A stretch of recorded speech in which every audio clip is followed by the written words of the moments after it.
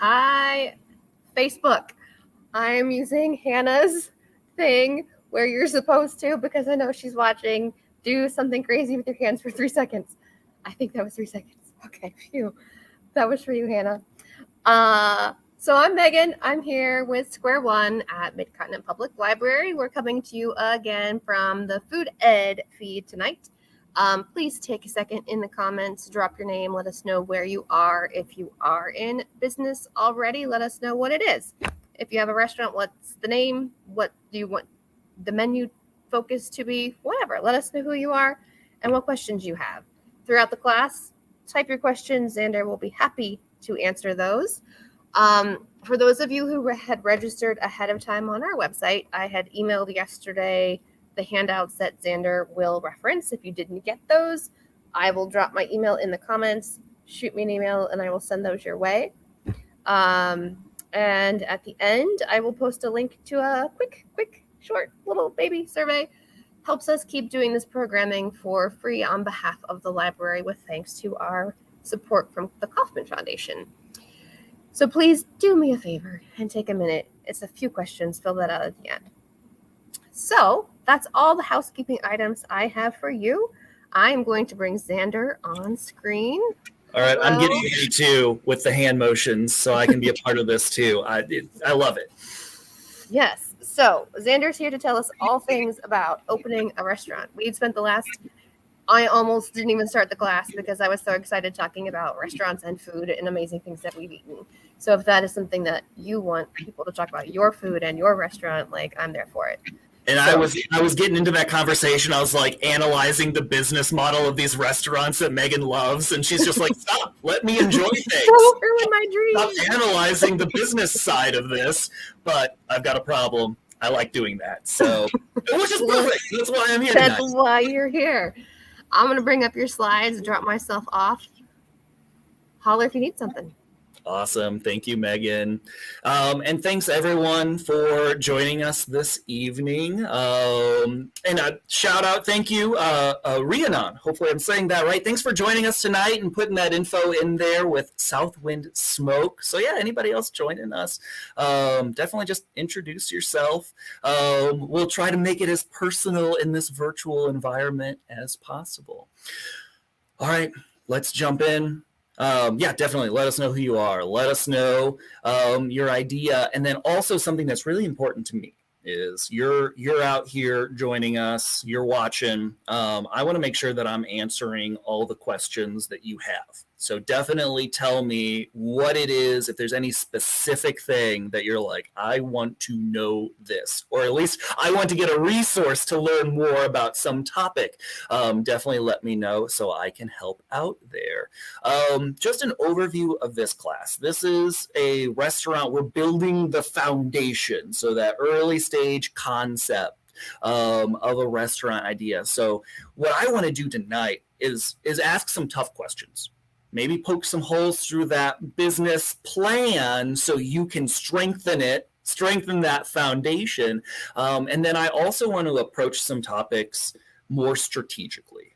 So I want to maybe change the way that we think about certain things, think about the finances, think about marketing, again, so you can look at it through a different lens and ideally then be able to build a stronger foundation for that restaurant plan.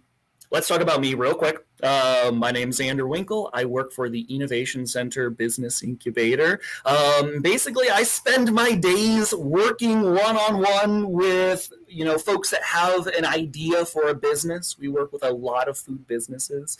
And many years ago, the library connected with me and they're like, hey, can you take that same information and knowledge and put together a class that we can do together? I'm like, absolutely. So that's how I got connected. That's why I'm here tonight talking with you all.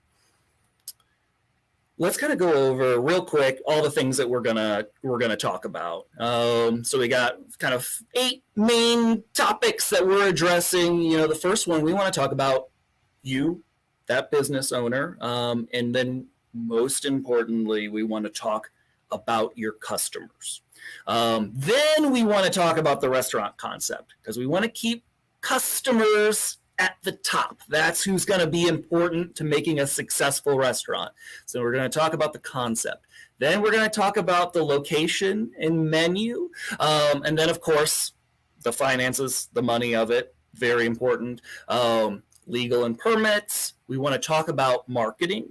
And then we're going to get into something that's a little less sexy than some of these other topics, but operations and systems. Those are going to be important. And then at the end, human resources, because that's what's going to make your business grow. You're going to have to hire other folks, bring in some humans to help you. So just wanted to give you an overall overview of all the things that we're going to talk about tonight as we dig in.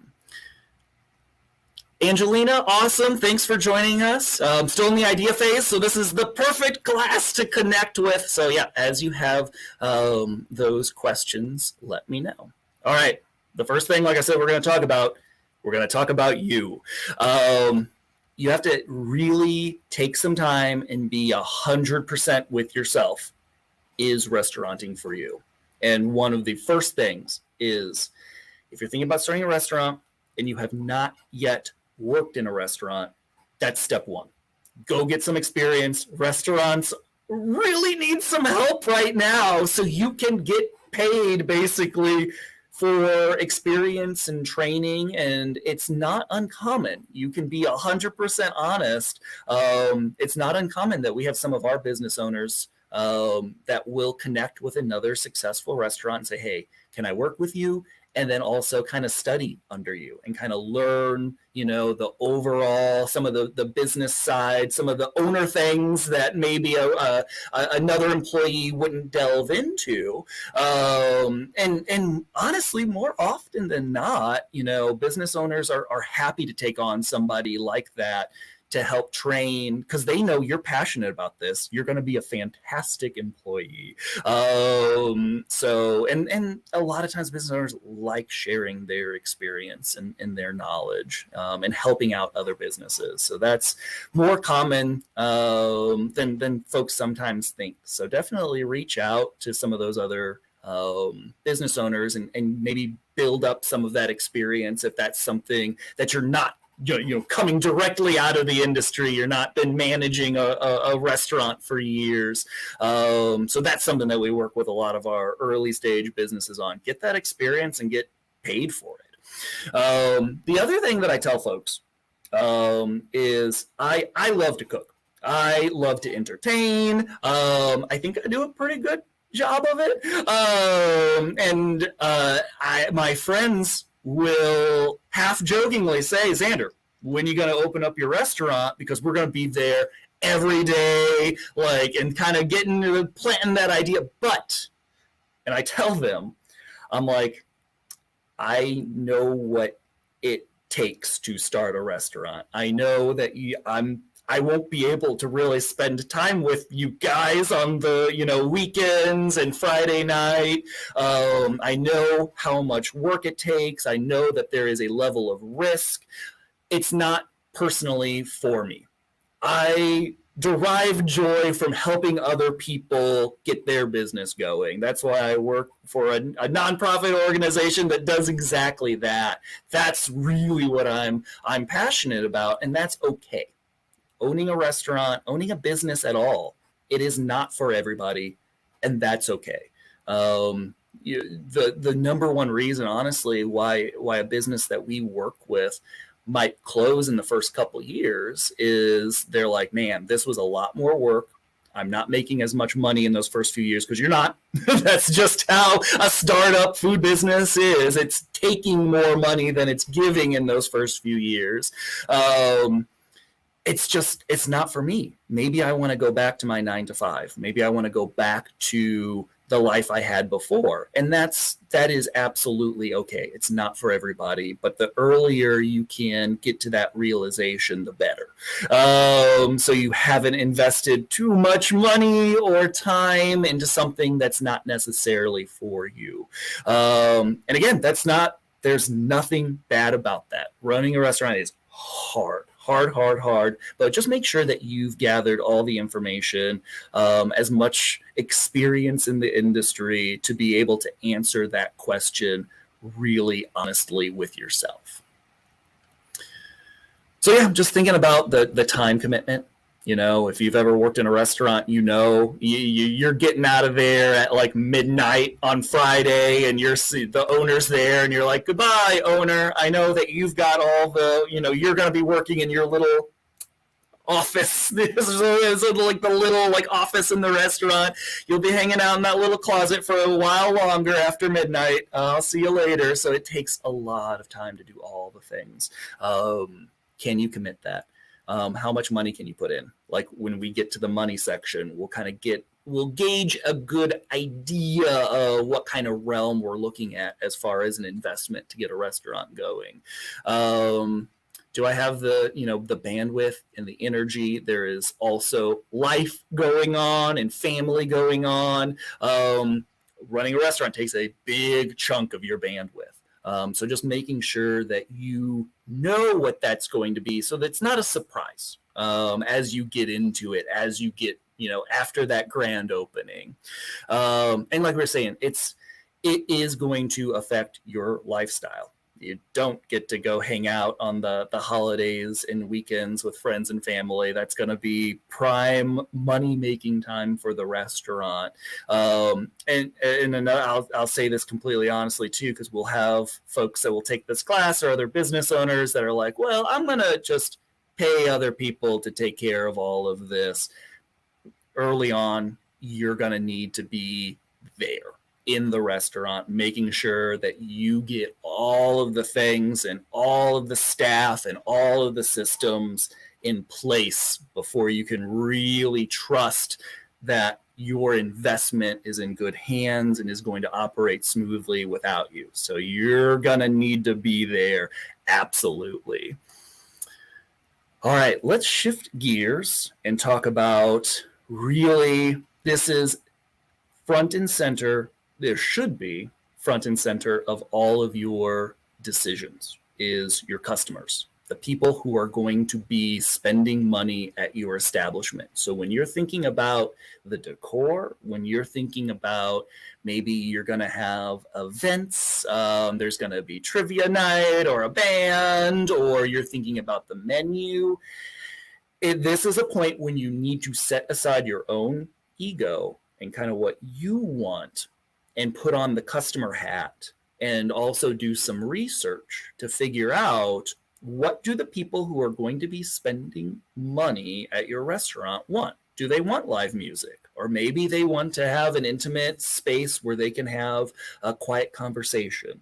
On the menu, you might have an idea of different things, but you'll need to get some customer feedback. And kind of figure out what are really the menu items that people are interested in. My target market, what's kind of the price range that I should be shooting for? So again, it's a great exercise at different intervals to kind of try to step back as best you can, or if you've got trusted friends or family, or maybe you already have some customers. Maybe you're doing pop-ups, or maybe you're catering. That's fantastic. That's going to be a great resource to get some feedback. Take off that restaurant owner hat and put on the customer hat. Because that's who's going to keep the business going. That's who's spending money there. So just taking that kind of thought exercise at regular intervals as you are making business decisions, making sure that you're either, you're getting that feedback from somebody who is the customer as you make those decisions. And actually, okay, thank you, Megan. So a great, and I'm going to mention this a few times, as you are doing research, a great resource is the Iconic Public Library, because for the low cost of free, they've got access to demographic information, industry reports, all sorts of databases that have already been collected and curated for your business planning needs. And they have a human being there, Kelly. He can help you navigate those databases to make sure that you are pulling from them the information that's useful for you. So as you're kind of determining your market, as you're looking, and we'll mention this in the location section too, as you're determining your location, that's a great resource to make sure that you've got that information to make those decisions. So kind of figuring out who too is your target market. Now, this is one where I sometimes ask people like, who is your target market? And of course, so I'll always get an answer is everyone. Everyone is my target market. That's never the case. Not everyone is your target market. Sure, everyone, like you're not going to turn away anybody at your door. Like if they come in for a meal, you're going to welcome them in, but there is going to be a certain person, there's going to be a profile of a person that is going to be more likely to be interested in your restaurant, in your cuisine. That's important information, again, so you can start to gather info, gather feedback, specifically because you cannot be all things to all people. The value proposition of the restaurant, the reason people go there will be lost. So you really want to target in on who's the most likely people to come to my restaurant, and what do they care about, what is important to them, because then you can make more informed business decisions to really create a place, create a menu, create a business that gets that group of people really excited. Again, you cannot be all things to all people. Sometimes you will have customers that you will have somebody that says, oh, this is too expensive, or I don't like this kind of food. And that is okay, because it's not necessarily for everyone. As long as there is enough human beings that are excited about your menu and your restaurant, that are willing to pay the price that you need to be able to keep it going, that's what's important. So you'll always have the one customer, and that's the one customer that's not happy about some component. And again, that's one of those areas where it's kind of tough. You got to take off the ego self hat and kind of just acknowledge like this just may not be the place for them, and that is absolutely okay. So focus in. Who's the target market? Who's going to be the folks that are excited about your cuisine and be willing to pay money at your restaurant? You also need to think strategically about how you're going to connect with those folks. Another kind of thought that I want to move is we'll have folks that just say, hey, my food is amazing.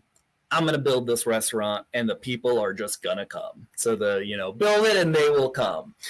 And, some that might work. It's possible, but it's a heck of a gamble. There's really no point to, if you're putting in the time and the money and everything to get a restaurant going, why would you risk it that way and just hope like, oh, I hope people show up.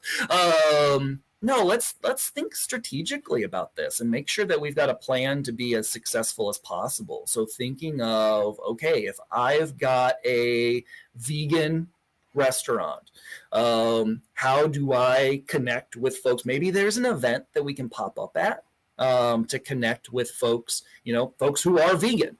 Or if it's a particular type of ethnic cuisine, is there an event that you can connect to make sure that you're in front and center, and you can say, hey, yeah, we're opening up a restaurant, or maybe we have already opened up a restaurant at this location, so come see us. Here's a 5% off coupon or whatever it may be. But you've got a strategy as you're getting open and as you are opening to guarantee that you'll have folks coming through the door. No reason to just risk it and say, well, I hope they show up, or I really think that they'll show up. No, make sure that you have a plan to make it happen. All right. Let's shift gears a little bit here. Let's talk about the concept. That's like the fun part. But I want to think of it in terms of your key value proposition. Basically, why is it that folks really like your restaurant? Why is it that they're going to spend their time and money at your establishment and not another one? Also, I'm going to be real honest with you right now. I get this answer a lot. And they're just like, well, I have the best food. And what? That's it. I've got the best food. And that may be true, but it's also not necessarily for you to decide that. It's really for your customers to decide that. So you still need to convince them to set aside an evening and get to your restaurant and try the food, or you need to connect with an event or a pop-up or something. Somehow you got to get folks to try your food in the first place, convince them to try it, and for them to decide, yes, this is the best food. And then also part of the overall ambiance of what else might be attracting them. Maybe it is live music. That's the draw that gets them to come into the door for the first time, or a particular event or trivia. And they're like, all right, I'll go with my friends to go to this, event. And then, oh, by the way, this food is incredible. And I must come back here for the full dinner at some other point. So thinking about, what is key?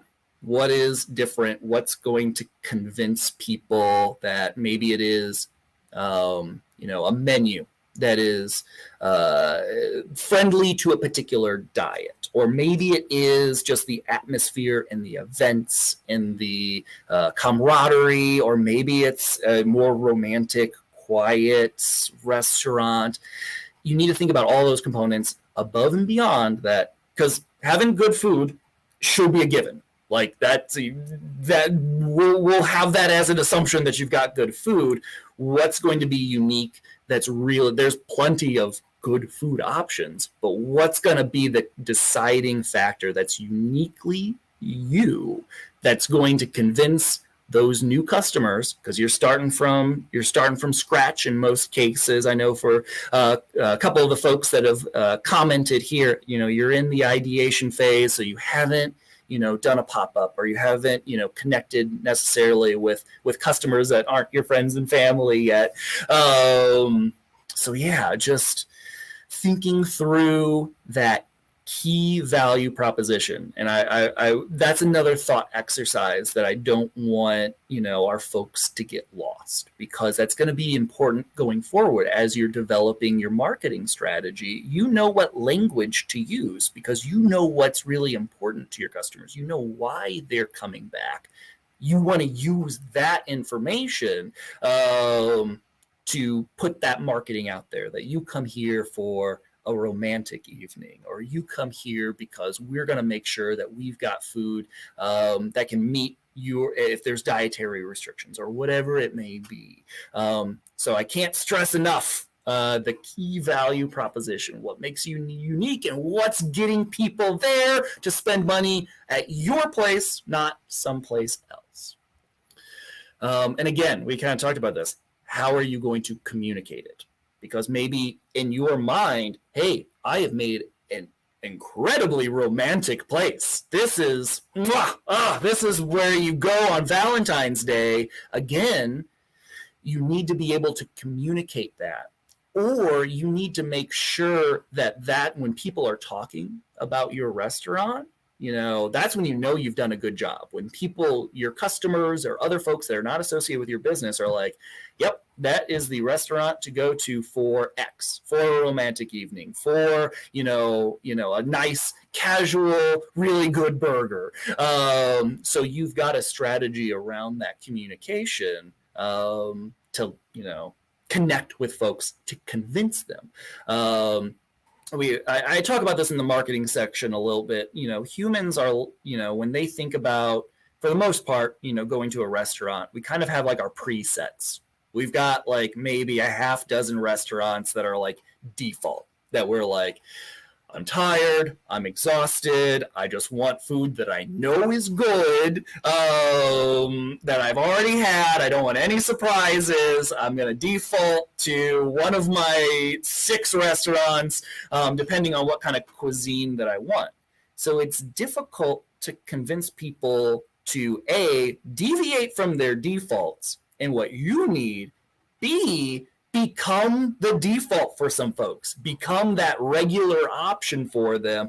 That's going to be critical for a lot of restaurants, to have that regular business that folks know and like you, and they connect with your value proposition and your meal and what your restaurant is about, that they just, when they don't want to think too much about finding a new place, they're like, I know where I'm going. All right. Now we're going to be talking about the actual location itself. I know a lot of times folks that I talk with, they're like, there's this little spot on the corner that I drive past every day, and I've personally fallen in love with that location, and I'm going to turn that into my cafe, or I'm going to turn that into my restaurant. Please try to take yourself out of, again, we want to take that ego hat off for a second and really first evaluate the practical components of that particular location. So first and foremost, does that location meet the demands of the business? An extreme example of one time I was teaching this class before, and I get into like the legal, technical stuff, and we're talking about fume hoods and grease traps and all that very exciting, fun stuff. There was a person in the class, and I could see their face kind of drop as I was saying these things. And that individual came to me after the class, and they were talking about a place that they had signed a lease for that was not going to allow any additional ventilation, and it had 0 ventilation. So they could not put in the fume hoods necessary for the proper equipment to run a restaurant out of. It very much, in no uncertain terms, did not meet the demands of what that business was. So that's an extreme example, but I mean, we're also talking about, making the math work on how many humans can you seat in there. And depending on your menu and cuisine, and you're looking at your profit from it, if you can only seat, a dozen people and you're turning over, in X amount of time, can you even build a functional, will it cash flow?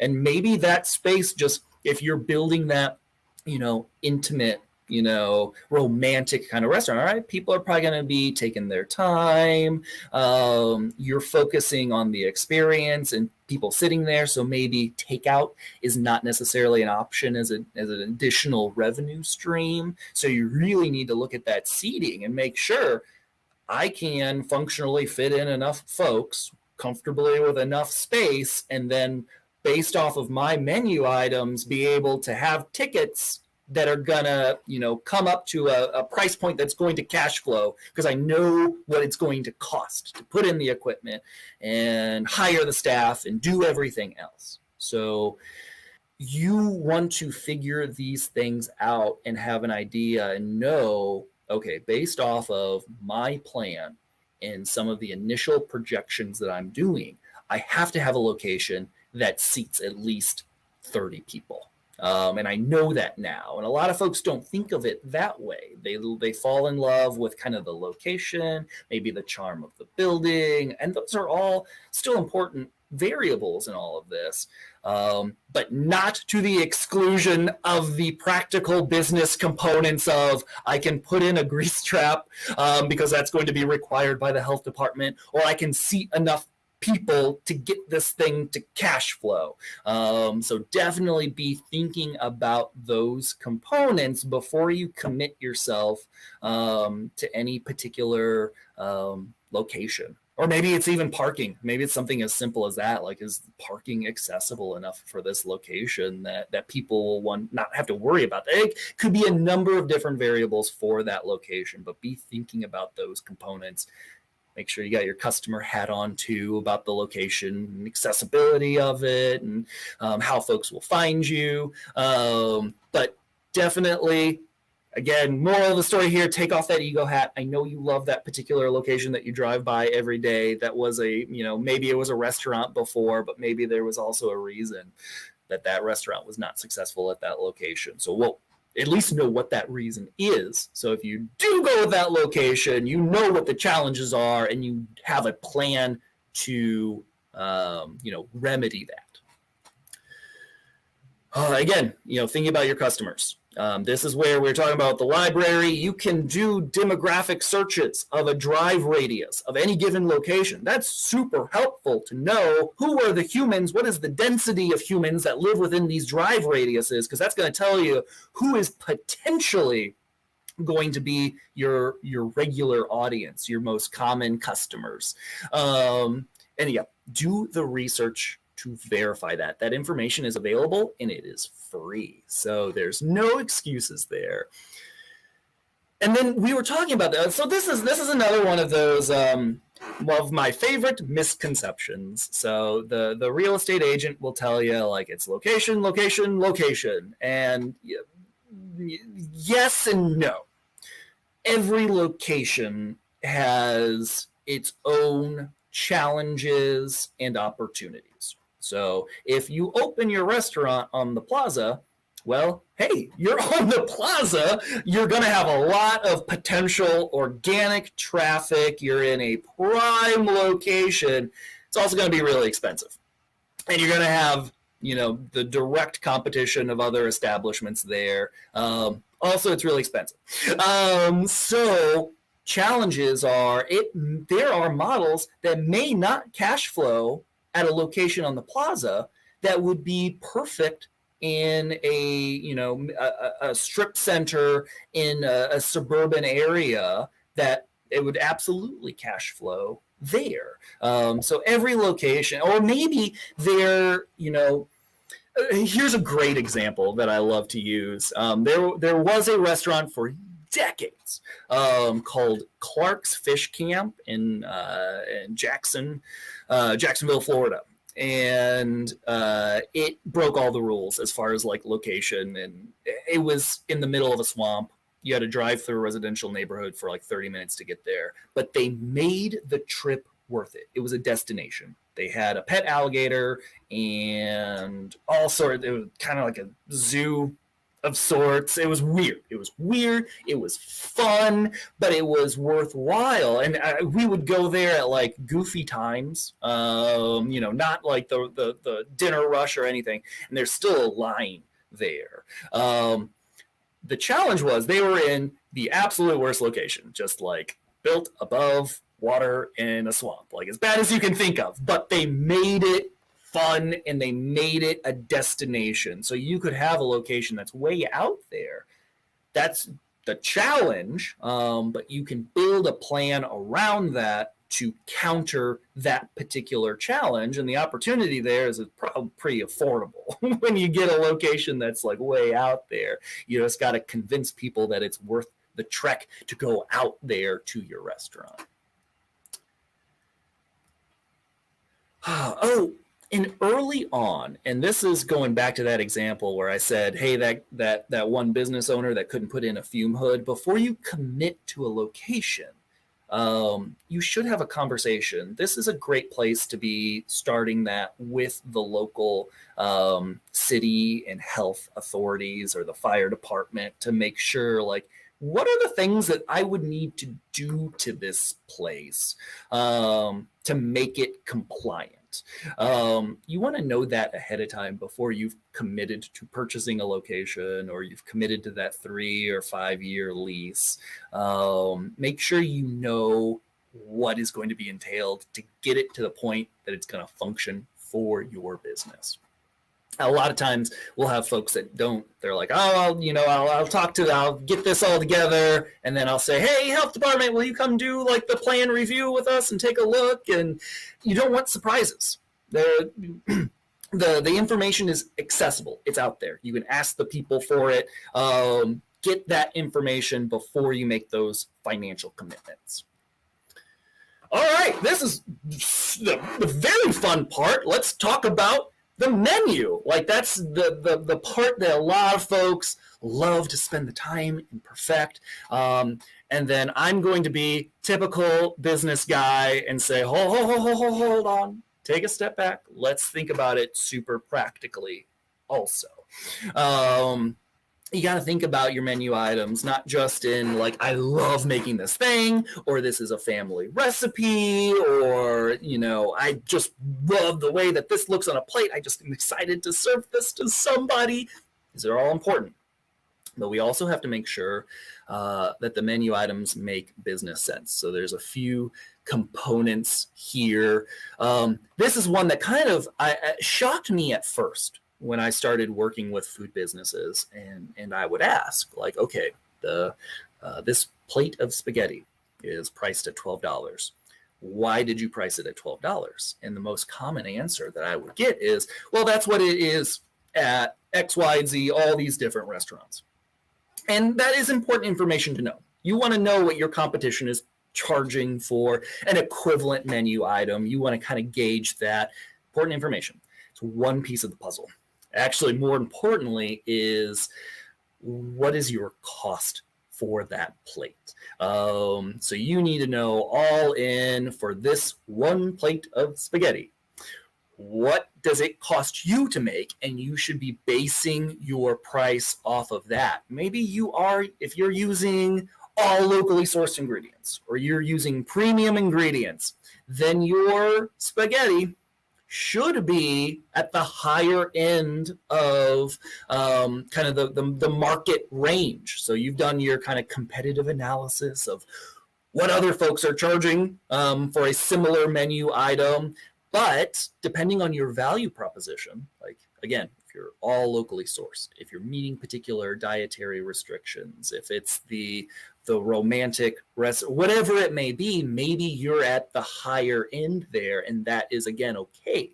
But you need to look at your cost first. And then kind of standard, starting point is you typically triple that. And in most, in a lot of scenarios, that's going to get you to a retail price that's going to cover the other expenses. So that way, a third of your overall retail price for a menu item is actually the cost of all the food.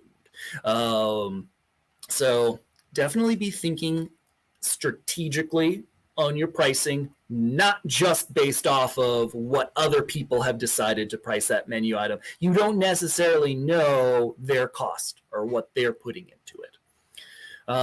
The other thing, too, that a lot of people don't think about when putting their menu together is the potential for food waste. If you've got, eggplant on one menu item, and if that menu item is not moving, you're not buying a single eggplant, you're buying a case of eggplants from your distributor or Restaurant Depot or wherever you're getting you've got a case, and it's got a shelf life, and you want to move through a full case of eggplant before it expires. So be thinking about where else on those particular ingredients are you also using those menu items that you can ensure that you're not throwing away the better part of a case of something. So it's very helpful for a lot of ingredients to be incorporated into different components. You also, you don't want an insane variety of things. If there's no ingredient overlap at all, you've got a lot of your money just tied up in inventory and a greater potential for food waste, that you don't use all the cilantro by the end of its life. So, and that's a cost that a lot of people don't even incorporate into their finances. That is cash down the drain if you're throwing away, if you've got that food waste. So definitely something to be thinking about, and also think strategically about that menu, how you incorporate those ingredients in different places to make sure you're moving through it. And another thing to think about is just the practicality of your chefs, or you, whoever's preparing those meals. Like, is it easy enough to time everything so when one person orders the chicken tenders and another person orders the pork belly, that's going to take a while to get out the door. Be thinking about that too, like the potential combinations of things that a table might order, and how reasonable and how your staff can still function efficiently, getting all those items out so it's all coming out at the same time for that table. All right. So we're getting to the financial stuff. This is going to be our first handout. So for those of you who had registered, if you didn't, put a comment into the chat and let Megan know, like, hey, I'm just joining. We're happy you did, but I didn't get those handouts. So that way Megan can get all of that information to you. So the first one is just a very simple Excel spreadsheet. And again, the purpose of this document is really just to get an initial idea of what kind of financial investment you are looking at. So if you've got this document in front of you, you can see that there's one column that goes over just a national average. Now, granted, I did this a little more than a year ago, so these national averages probably have changed a bit in recent months, but just to give a kind of basic example, the national average on what kind of equipment costs you're looking at, just getting seating, pretty expensive restaurant seating. So thinking about at a commercial scale, how much this equipment, how much this furniture, how much this stuff all costs. Quite a bit. So make sure that you're getting that all together and kind of getting a good estimate ahead of time, building that financial plan. But this document mostly is just trying to give you an idea of what you should be kind of preparing yourself mentally for as you put this together in more detail.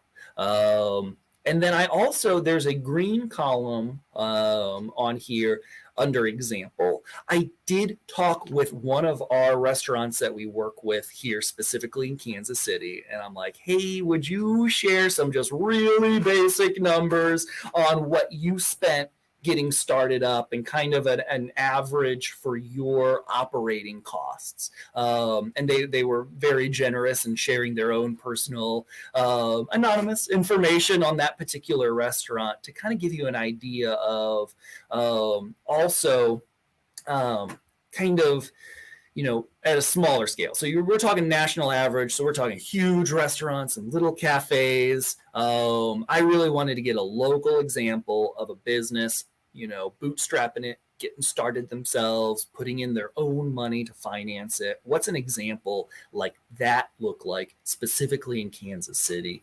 So that's that green column there.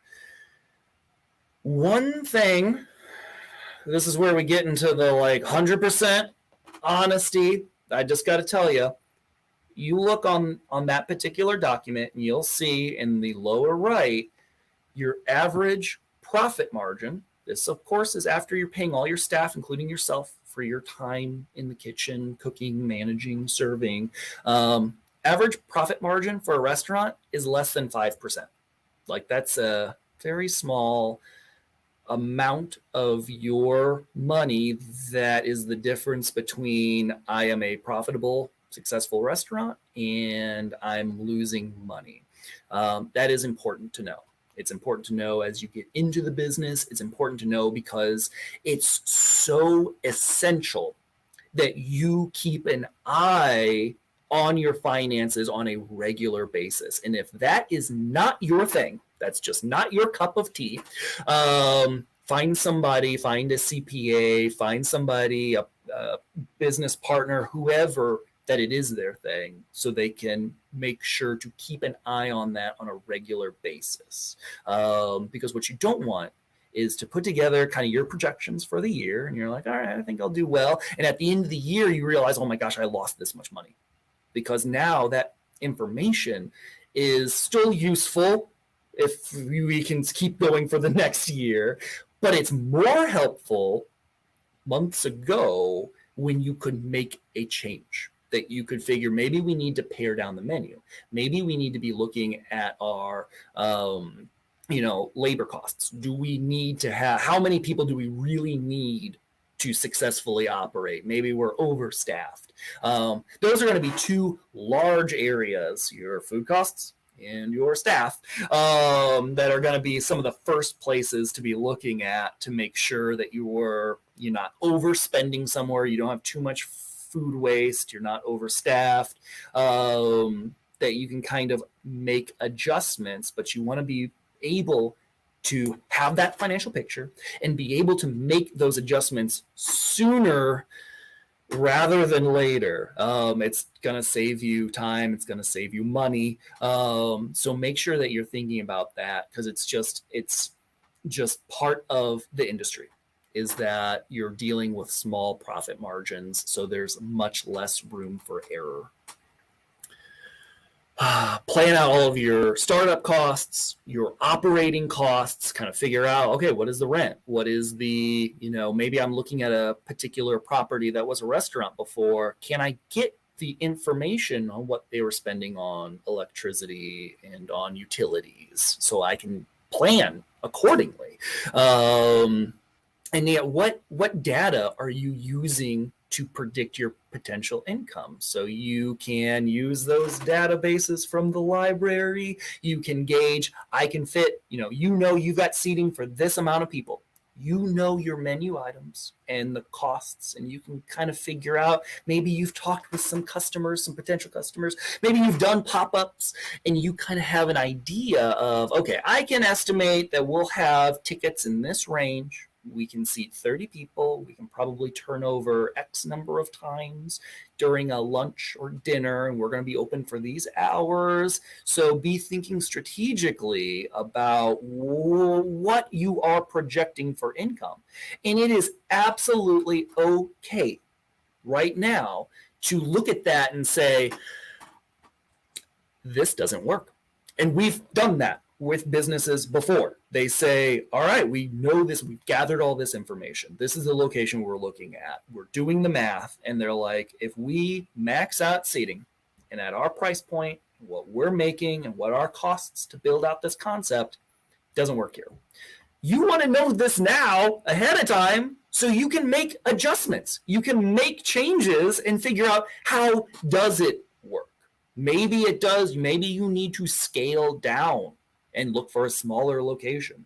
Maybe you need to incorporate delivery. You need to connect with some of the delivery services to bring in another revenue stream to make it function.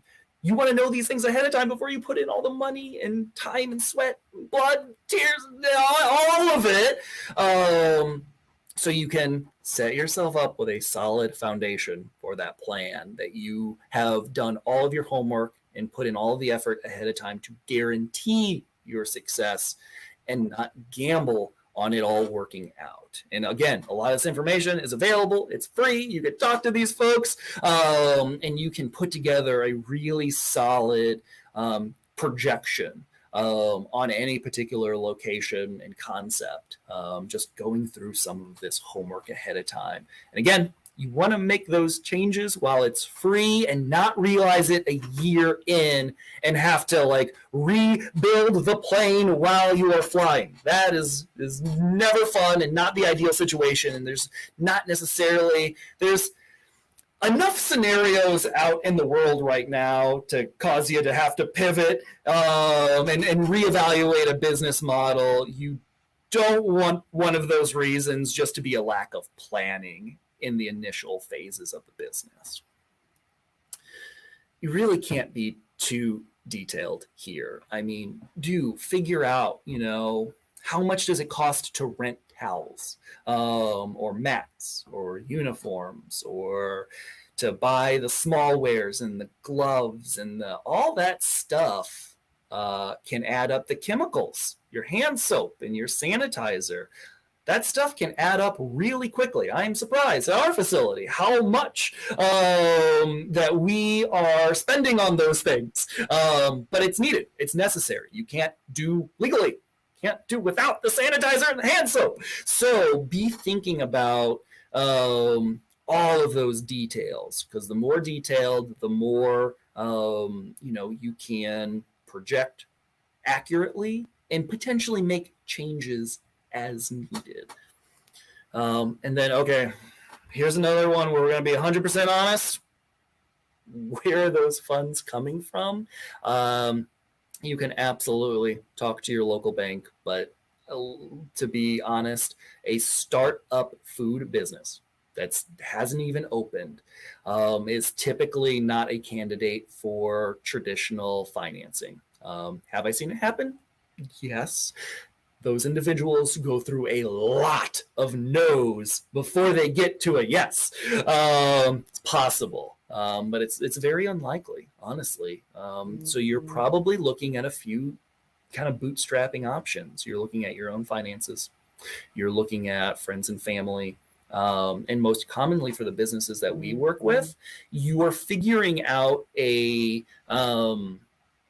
way to get started with a restaurant without actually opening up a restaurant. So maybe you're starting catering.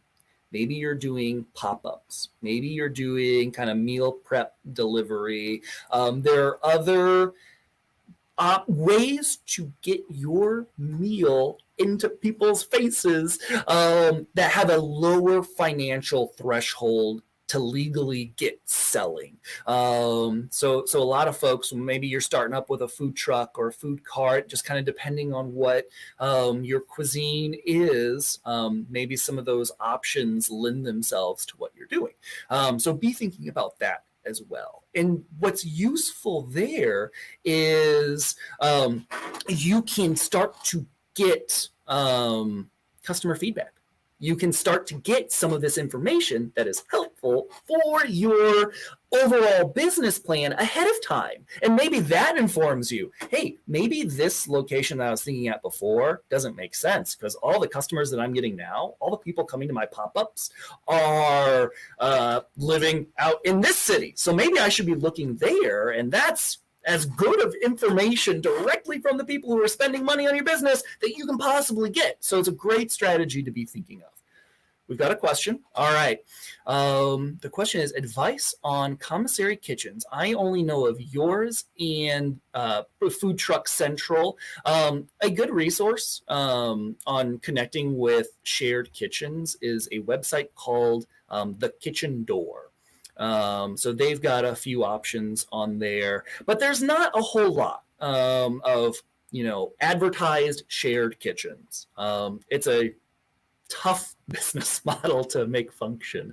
But another option is also connecting with, and kind of before there was a shared kitchen industry, was you connect with a restaurant that's already operating. Maybe they only do breakfast and lunch, and you're like, hey, could I do dinner in this space?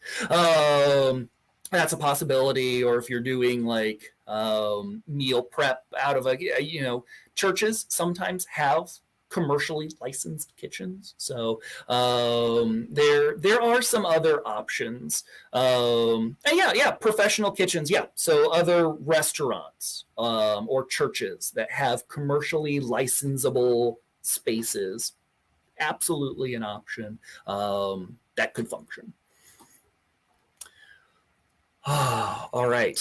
We're transitioning into, it's not the most fun topic here, but we're going to get into the legal stuff. So one of your first steps in the legal setting up of your business is actually setting up the business entity itself. So you might have heard of an LLC or a corporation, or you've got some options on how you set up that legal entity. So you want to do some research, maybe connect with a professional. One of the resources I connect folks to a lot is the UMKC Legal Clinic that can help you through that process of kind of figuring out what entity type makes sense for me in my business. And then you're getting your tax IDs. You got tax ID with the IRS. You've got your state, or in some cases, depending on, we live on state lines, so you might be operating in both states. Maybe you're, you got an entity set up and you're, paying sales tax in both Kansas and Missouri. And then you've got your local permits. So this is where it gets a little bit more detailed. So this is why I always recommend, we had talked about this before you have committed to a particular location, you've started that conversation with your local, if it's a city or county or whatever jurisdiction that you might be under, to have an idea of what's involved with my particular location. Do I need to get permits? Do I need to have an architect put together the drawings for this? Very likely. Is there building or construction permits, depending on what we're doing? There might be permits just to put the sign out. You just want to make sure that you've got all of that.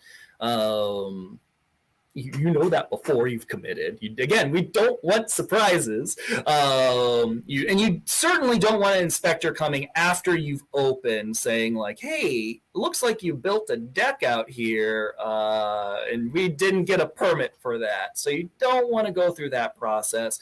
Definitely connect with those local, whether it's your city or county, connect with them ahead of time to get an idea of what things that you should be preparing for.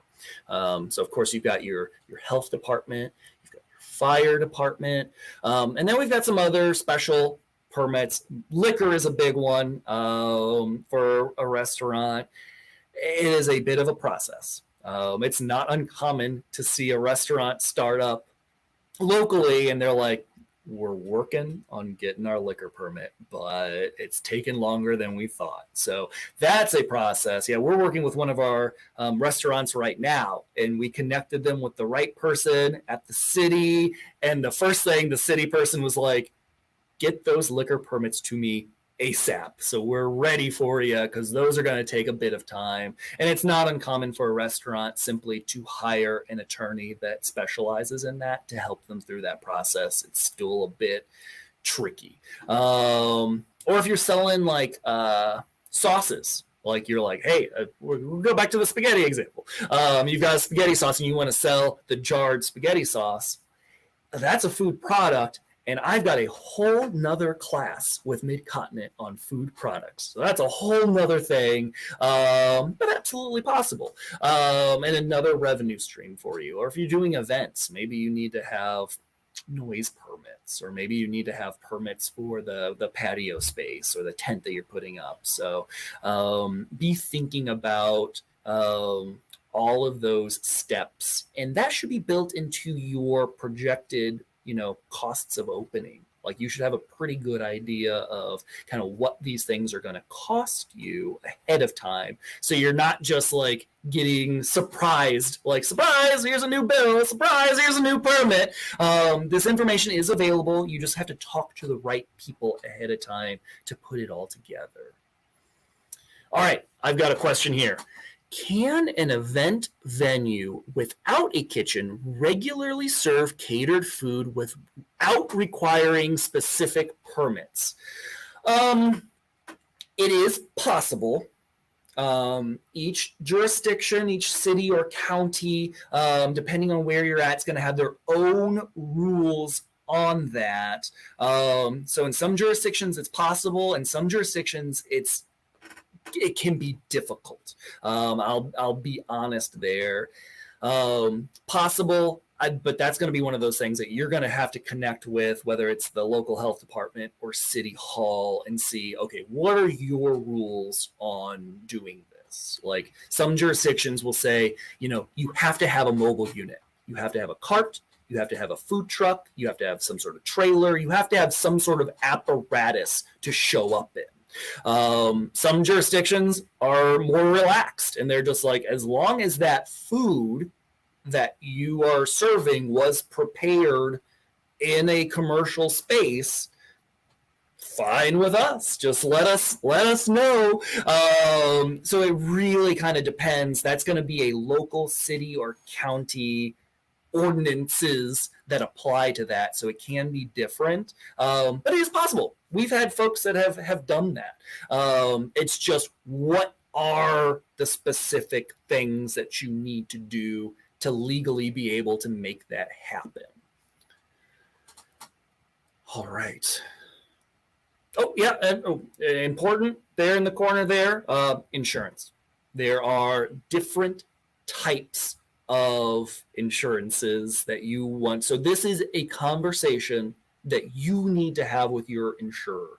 In some cases, it can be the insurer that you use for your home and personal auto. But in most cases, let's be really honest, you want an insurer that is familiar with restaurants, that has that experience. That's who's going to be helpful in telling you what kind of insurance is going to make sense or maybe not make sense, or what kind of riders that you want in that policy, or if, knock on wood, if you should ever have a claim, that's going to make that process a lot more smooth for you.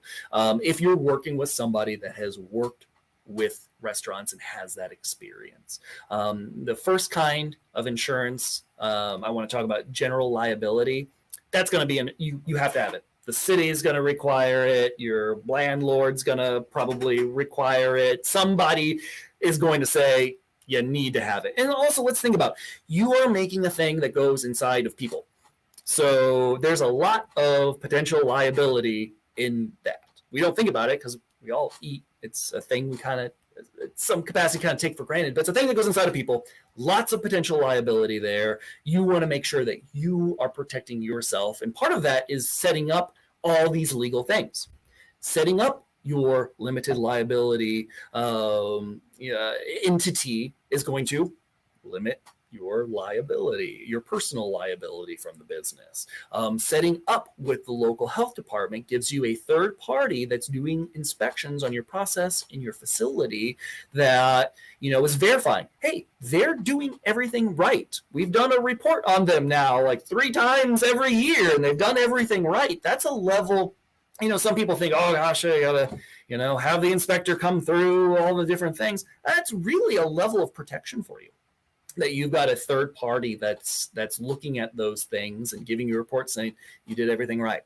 And then, of course, you've got your insurance. So all of these things are protecting you because food, again, it's a thing. It's a business. Food businesses have a lot of inherent liability.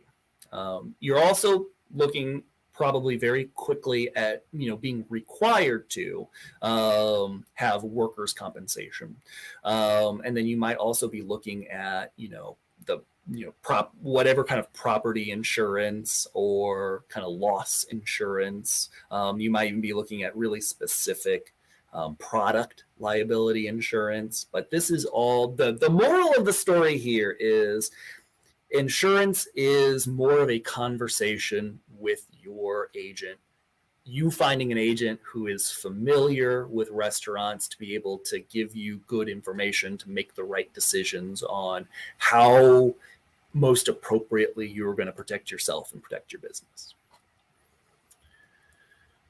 All right, that's it. That's all the things, right? We got it all together. We got the location. We got the menu.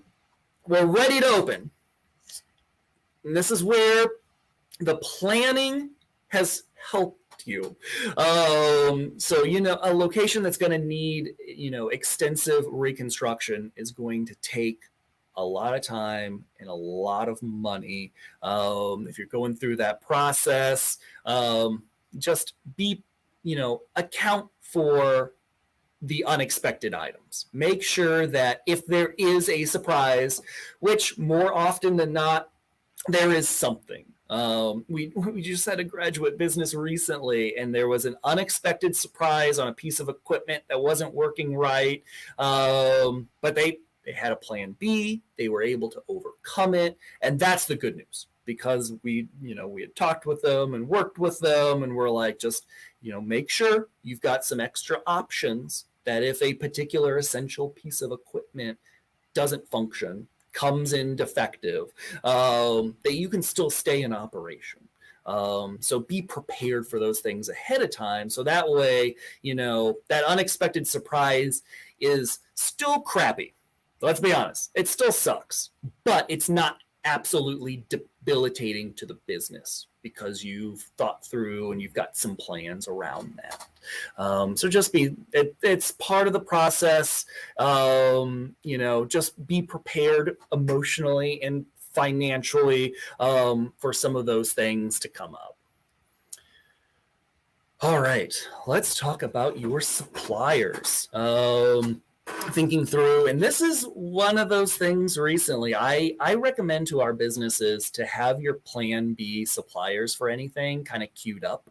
And definitely recently with some of the food distributors, that's come in really handy, that they can shift over, that they know who another option is, who they can talk to. Maybe they were sourcing some of their ingredients from one distributor and some of their ingredients from another one.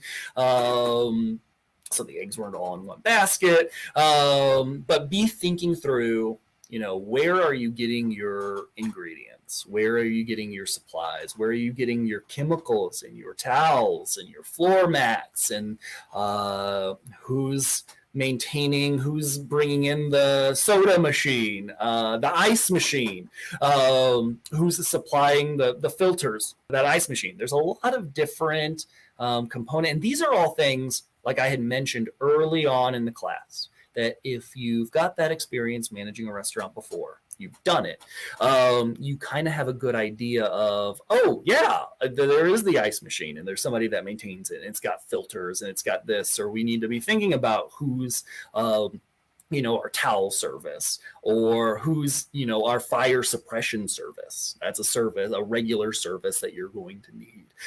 So having that firsthand experience is critical to know all of those things that you need to be accounting for, and who are those service providers, those distributors and suppliers. And then also talking about services, like we had mentioned before, if finances is not your thing, it will quickly, as you get into business, it will quickly then become something that you need to outsource to somebody to take care of and to help you through that process. So figuring out, do you need a bookkeeper? Do you need a tax person? Those are often different people. Do you need a CPA, or maybe a full service? There's organizations, they are like a outsourced CFO.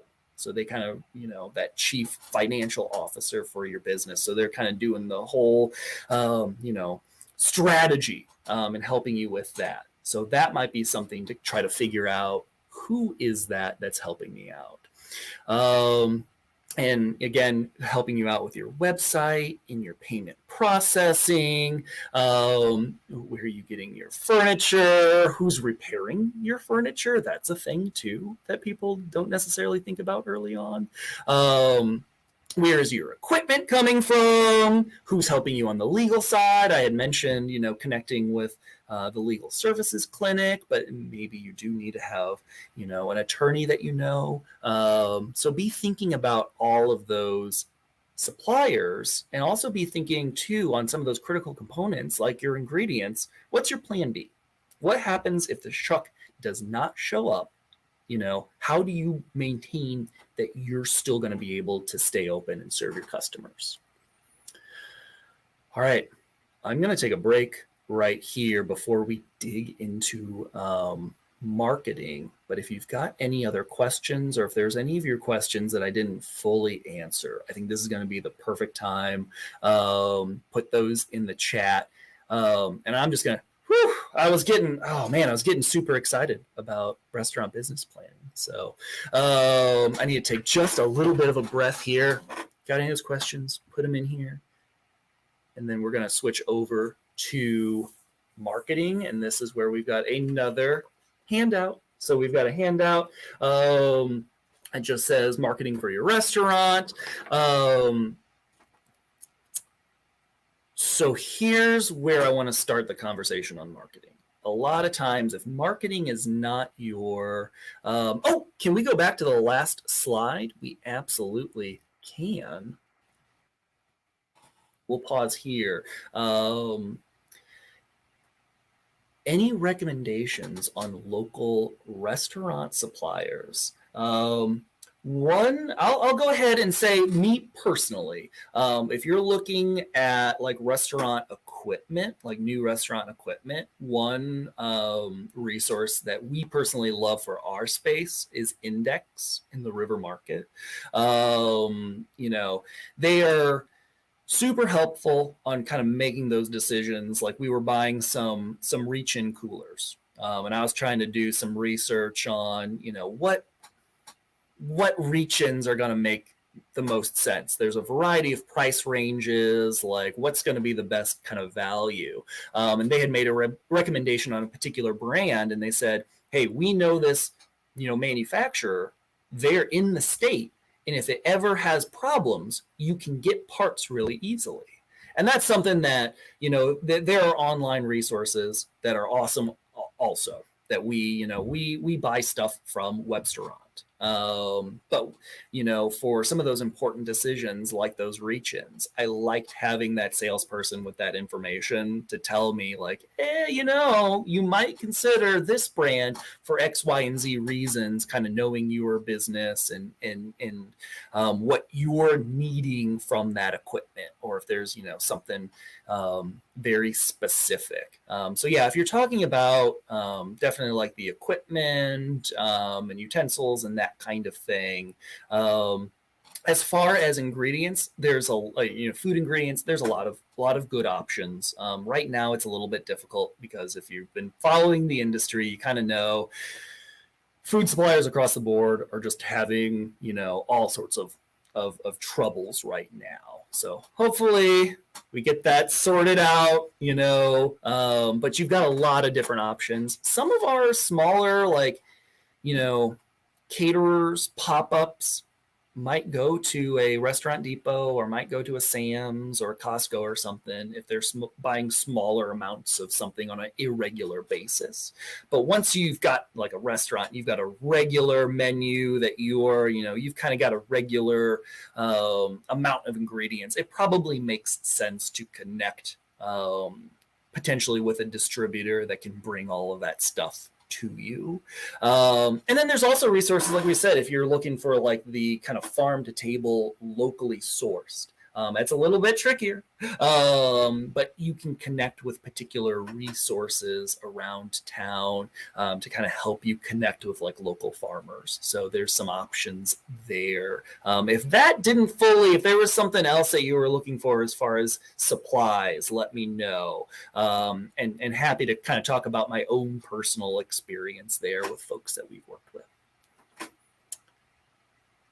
All right. Let's dig into the marketing. So the moral of the story here is I want you to be thinking very strategically about your brand and about your marketing strategies and the things that you're spending money and time on when you're doing marketing. So a very common answer that I get a lot of times when I ask somebody about their marketing plan is they'll say, hey, I'm set up on Facebook, I'm set up on Instagram, I'm just gonna post some pictures of my menu and my restaurant and my progress, and I'm good to go. And that's still helpful to do. It is absolutely better than nothing, but it's not really a strategic marketing strategy, and it's not really, you haven't really developed that brand that's going to be important. So on this handout, I put out some definitions to kind of demystify marketing, because marketing is an umbrella term that talks about a lot of different things. It talks about, social media is a particular tool in marketing. It's not marketing in and of itself, but is a very powerful tool to successfully market. And advertising is basically just spending money to communicate a point. And then your brand is something that is also a component of your marketing. It is overall, it's the personality of your business. I like to tell people, think about your brand as a person. Give it a personification. And sometimes for small restaurants, the owner really is the brand. And that's, there's some challenges with that, but there's some benefits as well to you being the brand and you being true to yourself and being the face of the business. But either way, your business has to have a cohesive, identifiable personality in how it communicates online, what the website looks like, what your serving staff is, kind of instructed on. You can have, if it's that romantic, atmosphere that you're going for, that's a whole nother personification. That's a whole nother way that you're instructing your staff how they greet people. They're not coming in there like, howdy folks.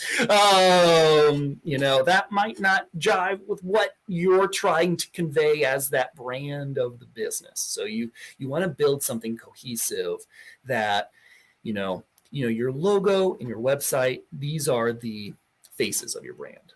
These are the things that people first see.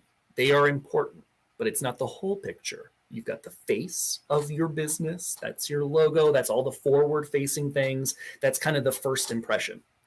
First impressions, very important. But to maintain a successful business, you need to maintain that business personality, because humans, to become that default, like we were talking about before, to get people to be a regular, they have to feel personally connected to your business. And the most, effective way to do that is to give it a personality. Like they feel like they know the family that owns this restaurant, or they know you, who's the owner, or, they're, even if it's not a particular human, but still giving that restaurant that personality that folks can connect with. Big brands do this very successfully. One of the most extreme examples, of course, is Coca-Cola, where they just put people's names on bottles. And it's a weird psychological thing. When you see a Coca-Cola bottle that has your friend Josh's name on it, you're like, you think about your friend, and then you have all the warm fuzzies of like, oh, my friend Josh, I gotta snap a picture of this Coca-Cola bottle and send it to Josh. But now that brand, it is an inanimate bottle of soda, but it has now evoked personal warm fuzzies that you now associate with that brand. That's not just for large companies either. Like, you may very well have a more personal brand that is very directed towards you as the owner, or a more personal brand connected with the community that you're in. But be thinking about your brand that way, as a personification of that business. And that's going to help you in your social media communications and how you present yourself and how you instruct your staff to present themselves. Like, this is the fun, quirky place. We want to make sure that people are having fun and being quirky. And that's going to be different than the romantic place where we all kind of have a slight French accent. I don't know. But be thinking strategically about that brand and how it affects all the different components of your overall marketing. And then on the flip side of this particular sheet, I do talk about your brand, and important over here is, you cannot read this part, but if you've got it, look on there. And it's a diagram that I draw for folks regularly that kind of says, there's a part of your brand that you're in absolute control of. That's your logo. That's your website. That's the decor. That's you training your folks. But really, your overall brand is what people are saying about you when you're not in the room. And you need to know that, so you can help facilitate that conversation. And social media helps with that, absolutely, that you can be a part now of those living room conversations that, normally that would be completely private, but now it's happening out in the interwebs, and you can be a part of it, and you can gather that information and kind of see what people are saying and be a part of that conversation. Wonderfully powerful tool. So you want to make sure that you're on, the platforms that your customers are on, that you can be a part of that and you can be front of center. To kind of help with that, the bulk of your brand is what, if there's a restaurant that I go to and I love that restaurant, whatever that restaurant says about themselves, whatever, like, I got the best food ever. Of course you say that.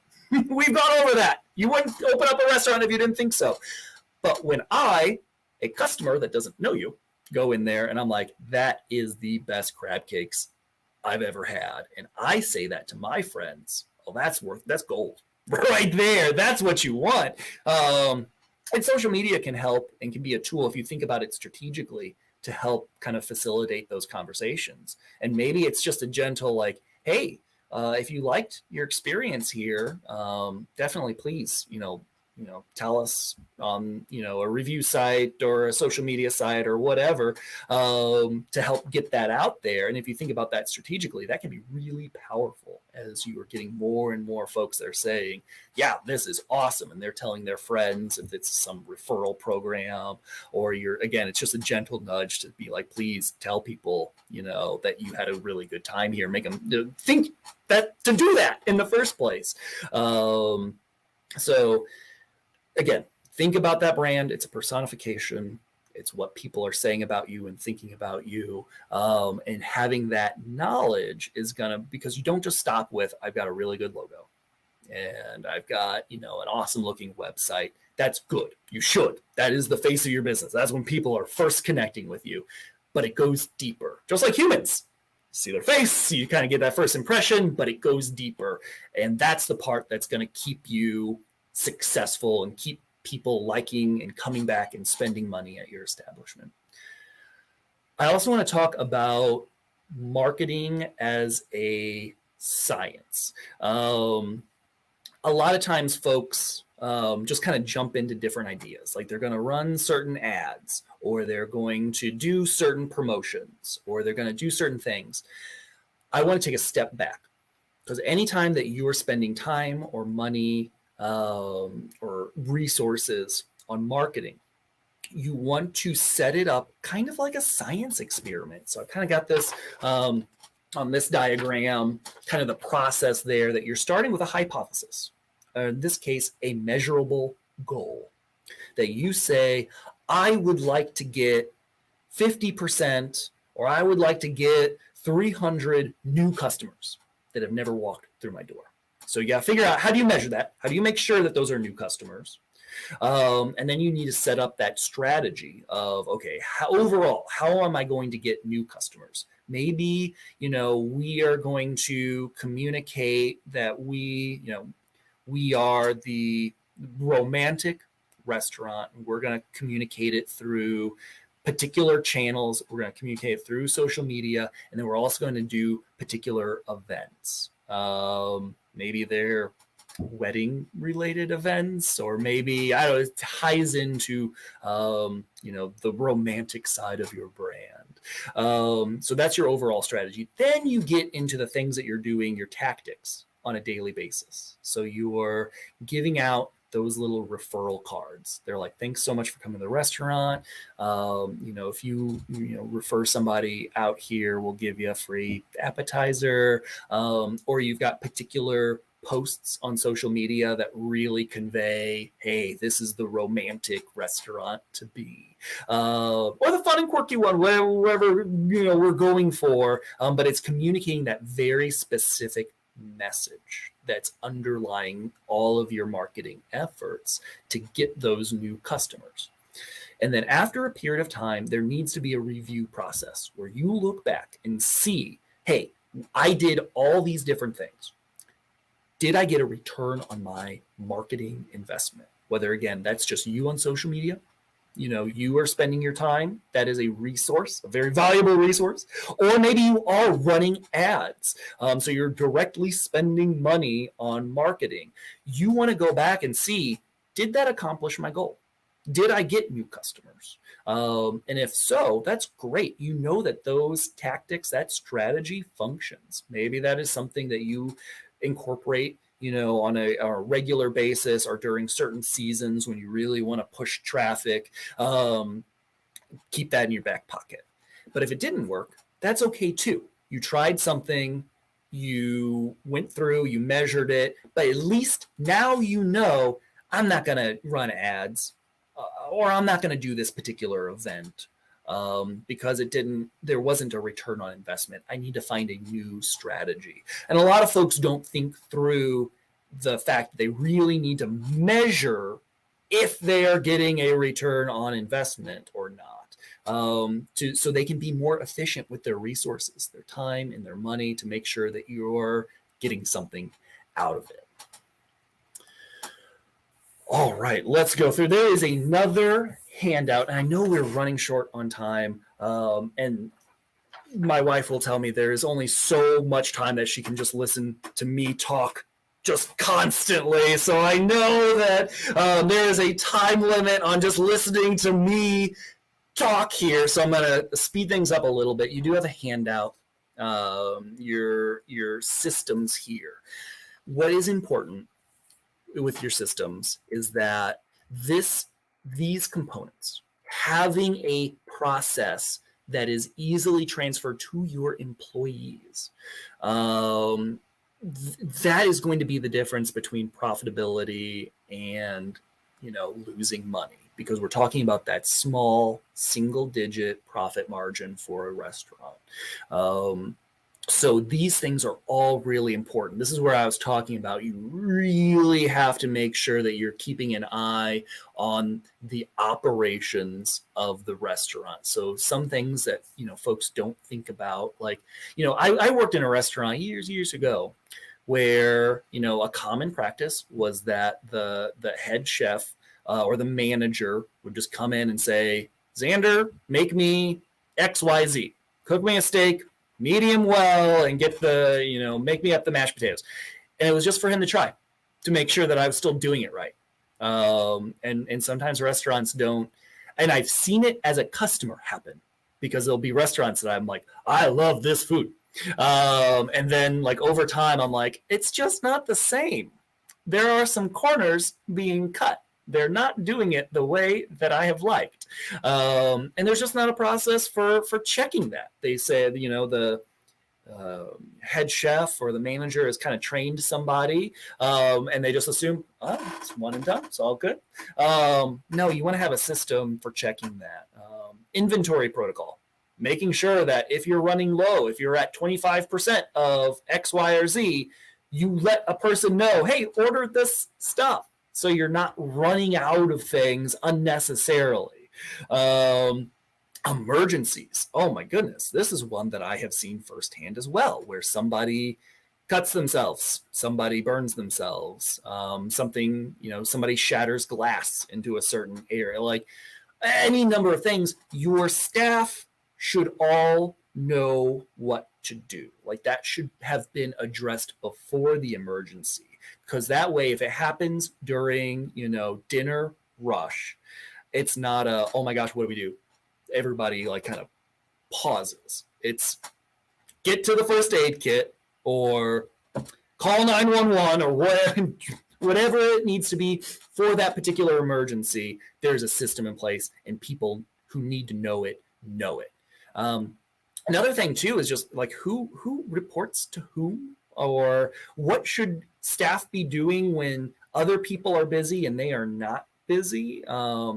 You don't want to have to intervene as the owner, as the manager. You want that to flow more smoothly. So if the servers know that they're not busy, but the kitchen is swamped, maybe they can say, okay, there's particular components that the servers can come and help with some of those processes. But they know that ahead of time. They just do it. Because you've trained them for that. It's not a, hey, Susie, can you go do this? And I've never done that before, but yeah, sure, I'll try to help. So thinking through all those processes ahead of time is just going to make things run so much more smoothly and ultimately be a better experience for your customers. Tracking your sales. We had talked about making sure that those finances are precise. So making sure that your point of sale system and your accounting system and all of those things are talking to each other the way they need to, and that you can use that information in real time to make business decisions that are going to keep you profitable. And then also figure out, how do you know how much staff do you need? A common thing where you're going to, quickly, exceed your budget and get into that red zone is if, you're overstaffed. So you want to have the right amount of staff that can serve your customers, but still keep you in the profitable range. And this is just examples. There are many other processes.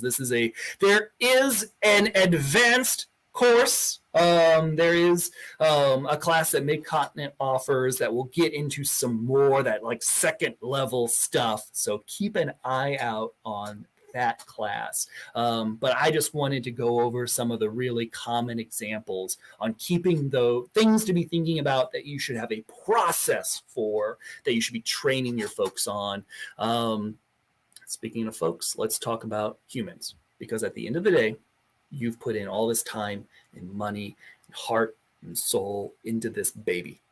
And eventually it's going to be the customer experience. The business is going to be at some capacity really out of your hands. It's going to be in the hands of the folks that you've hired and trained to serve your customers. So you really do need to think strategically now, even more than ever. Like it wasn't that, and even before, even years ago, it was still pretty difficult to find good folks and keep them around. And now it's just really difficult. So, some of the businesses that we've worked with have been thinking really creatively about maybe how do they provide, healthcare? How do they help provide transportation for folks to make sure that they're getting the staff, and they're building a business model that can, provide, the basic necessities for their employees and make sure that they're happy and they want to stay there.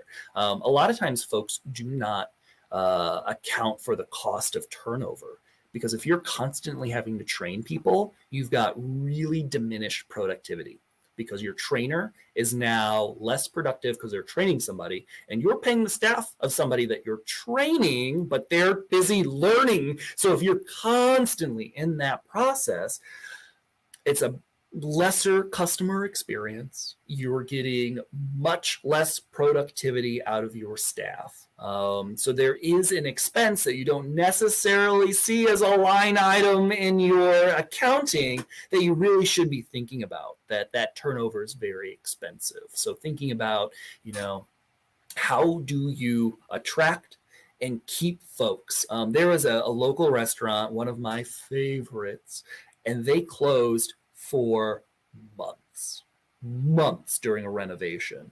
And the craziest thing is when I went back there after months, it was the same staff.